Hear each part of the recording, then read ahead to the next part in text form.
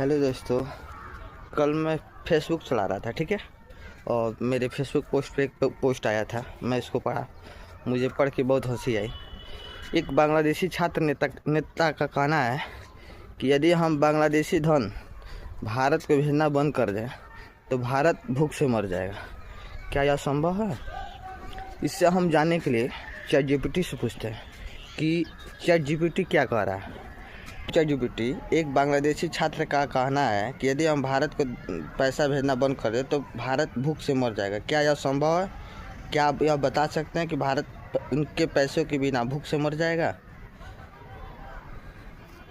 देखिए क्या कह रहा है चैट जीपीटी। नमस्ते। ये एक ऐसा सवाल है जो आजकल सोशल मीडिया पर काफी चर्चा में है।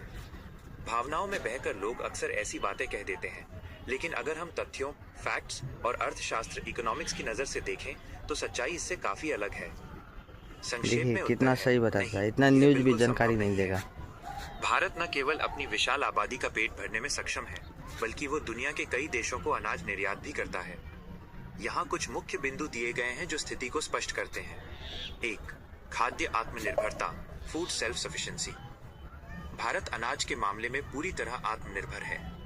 भारत दुनिया का चावल का सबसे बड़ा निर्यातक है। देखिए, दूध का सबसे बड़ा जो समझ रहा है, कोई देश समझ रहा है कि यदि हम भारत को कुछ भी देना बंद कर दें दूसरे स्थान तो ये संभव नहीं है, क्योंकि भारत आत्मनिर्भर हो चुका है। ज्यादा अनाज का भंडार, बफर स्टॉक हमेशा मौजूद रहता है। 2. अर्थव्यवस्था का आकार। भारत की अर्थव्यवस्था जीडीपी दुनिया की 5वीं सबसे बड़ी अर्थव्यवस्था है। भारत की जीडीपी में बांग्लादेश से आने वाले पैसे का हिस्सा इतना कम है कि उसका भारत की अर्थव्यवस्था या खाद्य सुरक्षा पर कोई खास प्रभाव नहीं पड़ता। 3. व्यापार संतुलन, ट्रेड बैलेंस।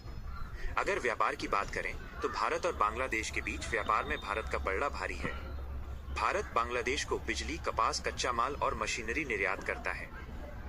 बांग्लादेश अपनी कई बुनियादी जरूरतों के लिए भारतीय आयात पर निर्भर है। बांग्लादेश से खुद निर्भर रहते हैं हम लोग के देश से। कहीं ज्यादा बांग्लादेश की अर्थव्यवस्था और वहां की महंगाई पर पड़ने की संभावना अधिक है। 4. रेमिटेंस। ये सच है कि भारत में कई बांग्लादेशी काम करते हैं और बांग्लादेश में कई भारतीय, लेकिन भारत को होने वाली कुल विदेशी आय रेमिटेंस में बांग्लादेश का हिस्सा बहुत छोटा है। भारत को सबसे ज्यादा बांग्लादेशी भाइयों और खाड़ी देशों से मिलता है।